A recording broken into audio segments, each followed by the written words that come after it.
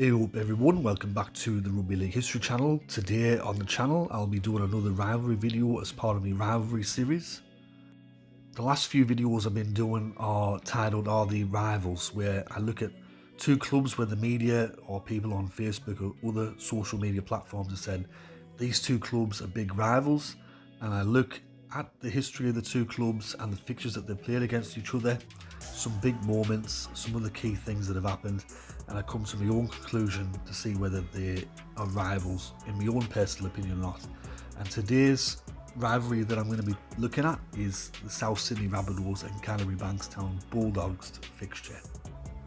In the last 10 years or so, a lot of people online and in the media have said this is a huge rivalry, it's massive, and it's a big fixture on the calendar for both clubs. So I'm going to be taking a look at this fixture in greater detail. So since Canterbury-Bankstown came into the New South Wales Rugby League competition back in 1935, the two clubs have played each other 170 times. South Sydney have 81 wins, Canterbury have 85 wins, and there's been 4 draws. The first meeting between these two clubs happened on the 27th of April 1935 at Marrickville Oval, where South Sydney defeated Canterbury-Bankstown 37 points to 9 in front of 4,000 spectators. So believe it or not, even though these two sides have been playing against each other for close to 90 years, the two clubs have only met each other 4 times in the final series. The first ever finals meeting would not happen until the 1967 Grand Final, where South Sydney were looking to start their own dynasty. They had a young side, very talented, and Canterbury-Bankstown had ended St George's 11-year domination of the competition a week earlier in the preliminary final. This game was a very close affair. It was Canterbury's first grand final for 20 years, and in the grand final South Sydney won it narrowly 12 points to 10, which would start another dynasty at South. The match is also remembered for a Bob McCarthy intercept try. Bob McCarthy would later play for Canterbury-Bankstown later in his career, but he scored an intercept try in this match for South Sydney, which proved to be pretty much the game-winning try. The next meeting between the two clubs would not happen for almost another 20 years. In 1986, both of these clubs had good seasons. Back then it were a top 5 final series. Canterbury-Bankstown played against South Sydney in one of the qualifying finals, and Canterbury would win that match comfortably, 16 points to 2. It wouldn't be until the 2012 NRL season where these two sides would meet each other again. This time it were in the preliminary final. That year Canterbury had finished as minor premiers. South Sydney had had their best season since 1989, and Canterbury-Bankstown would win this match quite comfortably, 32 points to 8 at Stadium Australia. And who could forget the 2014 NRL Grand Final? In that particular year, South Sydney had a very good season. They finished in the top 4. Canterbury finished 7th by memory, and they had to win a few sudden death matches to make the Grand Final. It was South Sydney's first Grand Final appearance in 43 years, and they were also looking to win their first premiership in 43 years. And they didn't disappoint. They won the match 30 points to 6. They won the Grand Final quite comfortably in the end, and the match is remembered for Sam Burgess with the fractured cheekbone, which he sustained in the opening tackle of the game. He would end up winning the Clive Churchill medal that year, and it ended 43 years of hurt for South Sydney. It were a great day for their fans, a great day for the club, and it finally ended one of the longest droughts in NRL/New South Wales Rugby League history. Since 2012, the two clubs have contested the Good Friday game every year. This match is played at Stadium Australia and usually draws a big crowd. With the fixture itself, in total, South Sydney have dominated the Good Friday games usually.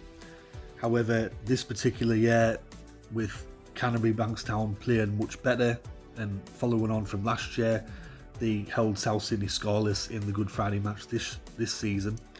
However, this Good Friday match, especially the 2015 Good Friday edition, is remembered for a lot of reasons, and particularly a lot of bad reasons. In that particular Good Friday match in 2015, It were a very tight game, a very narrow win to South. However, they won in very controversial circumstances where the scores were tied and Adam Reynolds went for a drop goal and James Graham attempted to charge down the ball from going over the post and he inadvertently hit Adam Reynolds. The referee decided to blow a penalty against James Graham. This resulted in James Graham confronting the referee, pointing at him, as you can see in the picture. Then Dave Clemmer from Canterbury stood over the top of both of them, had a go at the referee again.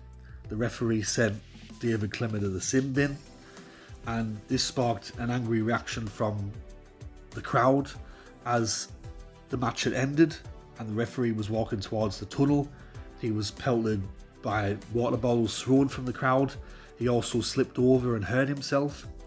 As a result, the Canterbury club were fined. Also, some of the fans, I should say, from the stands that threw water bottles were banned either for life or for an extensive period from attending NRL matches. Now, it's been 10 years since it happened, but people still talking about it online, especially when it comes around Good Friday, around Easter time. It's still fresh in people's minds. It's one of the first things that people think of when they think of the Good Friday clashes. It's not so much the action on the pitch, it's the throwing of the water bottles and James Graham with this iconic picture of him pointing at the referee and then Dave Clemmer standing over the top of them going, "What are you on about? You know, you've got this decision wrong." In terms of the Good Friday fixture overall though, South Sydney hold all the records. They've got the largest winning margin in the Good Friday fixture and they've also posted the biggest score in total points, I should say. They put 50 points on Canterbury-Bankstown in one of the Good Friday editions, so they hold all the records there. But as I mentioned earlier, first thing that comes to everyone's minds is that 2015 game. Now, looking at some players that have played for both clubs, and I'm going to start with direct transfers. Even though these two sides, as I mentioned earlier, have played each other for nearly 90 years, there isn't a lot of players that have played for both clubs or done direct transfers, but some of the players I will mention, as you can see on the screen there. Phil Gould, he was a direct transfer from Canterbury to South Sydney. Also Bob McCarthy, as I mentioned earlier. And then you've got the likes of, in more modern times, Roy Asatazi, Damien Cook, Braden Burns, Blake Taff, Corey Allen, Daniel Saluka Fafita, Kane Cleal, Yelene Gordon, Shane Martini, Bryson Goodwin. And some further direct transfers such as Jim Sidoris, Geordie Peets, Joe Thomas, Peter Tunks, Paul Mellor and Todd Polglaze. They've all played for both South Sydney and Canterbury and transfer between either club directly. Some indirect transfers though, which is players that have played for South then gone somewhere else and then ended up at Canterbury and vice versa. You've got Ryan Tandy, Connor Tracy, Nigel Wagner, Darryl Trindle and Joe Williams. The biggest ever winning margin posted between these two clubs come in 2003, where South Sydney were defeated by Canterbury 62 points to 12, so it was a 50-point winning margin. And another milestone which happened for Canterbury against South was Nigel Wagner.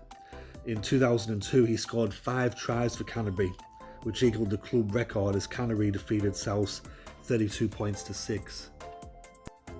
And looking at some winning streaks between the two clubs, courtesy of Rugby League Project, between 1973 to 1980, South Sydney did not defeat Canterbury-Bankstown in a game, and that's a 16-match winning streak that Canterbury had over South.